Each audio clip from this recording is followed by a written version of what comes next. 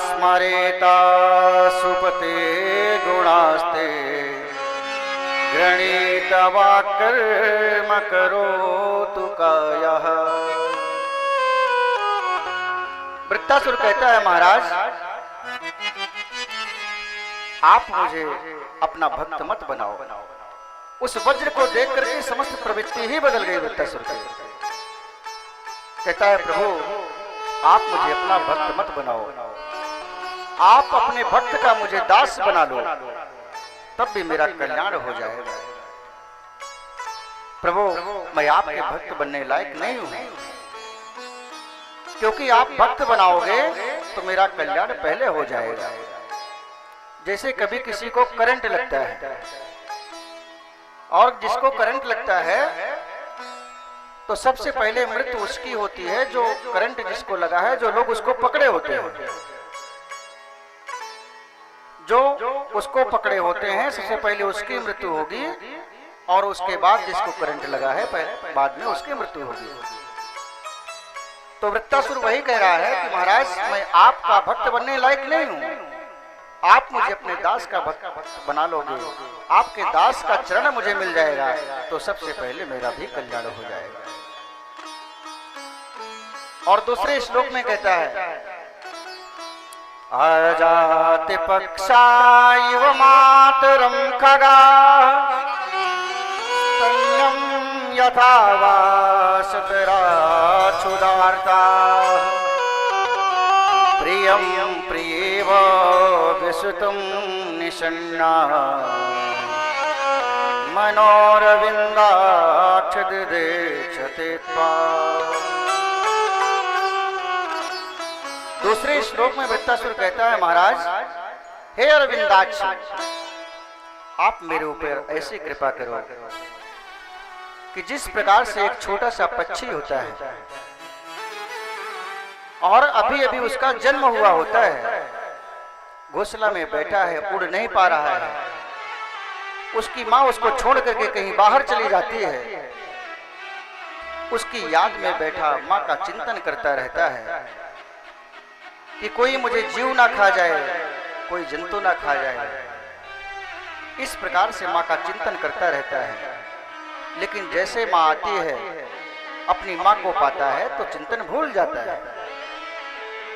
वृत्तासुर कहता है कि प्रभु इस प्रकार की याद आपको पाने के लिए इस प्रकार का चिंतन मैं करूं। लेकिन फिर सोचता है कि इसमें भी स्वार्थ है, क्योंकि जब वो पक्षी अपनी माँ को पाता है तब समस्त यादें भूल जाता है। फिर दूसरा उदाहरण देता है कि प्रभु इस प्रकार नहीं,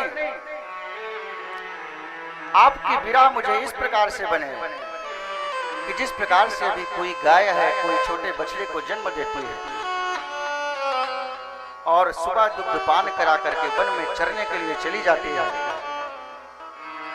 जैसे गोधूली बेला होती है, शाम का समय होता है कि वो बछड़ा तड़पड़ाने लगता है कि मेरी माँ आ रही होगी, क्योंकि भूख लगी है, माँ का आने का समय हो रहा है। और फिर सोचता है कि इसमें भी स्वार्थ है, क्योंकि माँ आएगी, दुग्ध पान कराएगी और बछड़ा दुग्ध पान करेगा तो फिर वो यादें भूल जाएगा।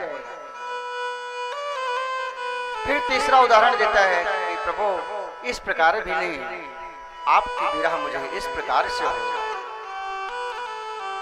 जिस प्रकार से एक कोई स्त्री है और वो बिल्कुल पढ़ी लिखी नहीं है, एक अक्षर का भी उसको ज्ञान नहीं है, और विवाह हो जाता है तो जितना भी समय होता है वो अपने पति के साथ ही गुजारती है।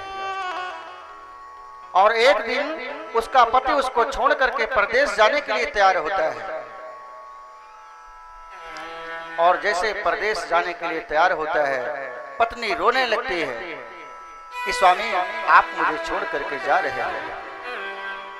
पति समझाता है कि आप चिंता मत करो, मैं 10 दिन के बाद वापस आ जाऊंगा।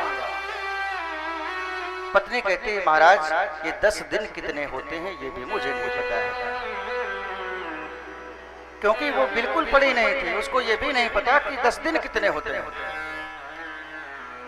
पति ने कहा कि आप चिंता मत करो, और दीवार में 10 लाइन खींच देता है और कहता है कि देवी प्रातः काल होते ही आप इसकी एक लाइन बिगाड़ दिया करो, और जैसे एक एक दिन करके एक एक लाइन बिगाड़ते जाना, और जिस दिन समस्त लाइन खत्म हो जाए उस दिन समझ लेना कि मैं आ रहा हूं। और पत्नी वही करती है। एक दिन होता है, प्रातः उठती है, एक लाइन उसमें से बिगाड़ देती है। इस प्रकार करते करते 9 लाइन बिगाड़ देती है, और जब एक लाइन बचती है, रात्रि में सोती है, एकदम व्याकुल हो जाती है कितनी जल्दी सुबह हो, और सुबह भी उस लाइन को बिगाड़ दे, और प्रातः होता है, पत्नी उस लाइन को भी बिगाड़ देती है। अब तो उसकी विरह और तेज हो रही है कि मेरे पति आने वाले होंगे, पति के प्रेम में एकदम पागल है कि आज मेरे पति आने वाले होंगे, आज मुझे पति का दर्शन होगा। तो वृत्तासुर कहता है, प्रभु इस प्रकार से आपकी याद मुझे आती रहे, प्रभु ऐसा एक भी क्षण न हो कि आपके बिना मेरा जीवन व्यतीत हो, हर पल आपकी याद आती रहे। प्रभु आप ऐसे कृपा हमारे ऊपर बना दो, हर पल तेरी याद आती रहे, कान्हा आती रहे, तेरी छवि मन में समाती रहे।